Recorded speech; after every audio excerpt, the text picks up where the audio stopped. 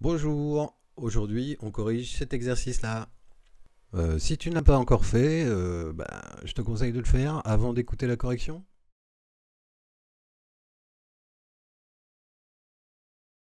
On tire au hasard un gâteau dans un sachet. Chaque gâteau a une lettre inscrite dessus. Quelles sont les issues de cette expérience? Les issues possibles, c'est tirer un A, tirer un B, tirer un L, tirer un K et tirer un V. Question 2. Déterminer les probabilités de tirer la lettre L. Tirer la lettre L est un événement qui n'a qu'une seule issue favorable sur un total de 7 tirages possibles, donc la probabilité est 1 sur 7. Ensuite, on nous demande quelle est la probabilité que la lettre tirée ne soit pas un A. On peut déjà regarder par exemple quelle est la probabilité de tirer un A.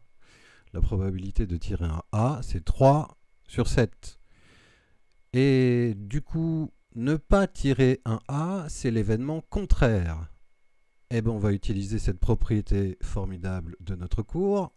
La somme des probabilités d'un événement et de son contraire est égale à 1.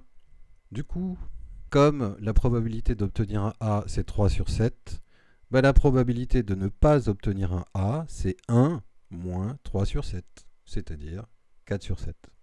Question 3. Enzo achète un sachet contenant 10 baklava.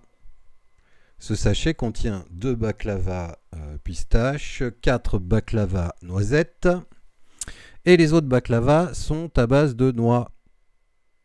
Bon, du coup, combien il y en a? Il y en a 4. Sinon, il faut que ça fasse 10 au total, donc il y a 4 baklava à base de noix. Enzo pioche au hasard un gâteau et le mange. C'est un gâteau à base de noix. Au début, il a 10 baklava dans son sac, dont 4 aux noix. La probabilité de tirer un baklava aux noix est donc de 4 sur 10. Au début. Mais après, il en mange un.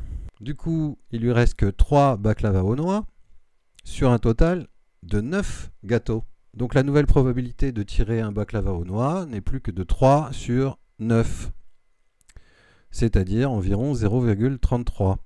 Après avoir mangé un gâteau, la probabilité de tirer un baklava aux noix est donc plus faible que précédemment. Donc Laura a tort. Bon allez, moi je vous laisse, ça m'a donné faim.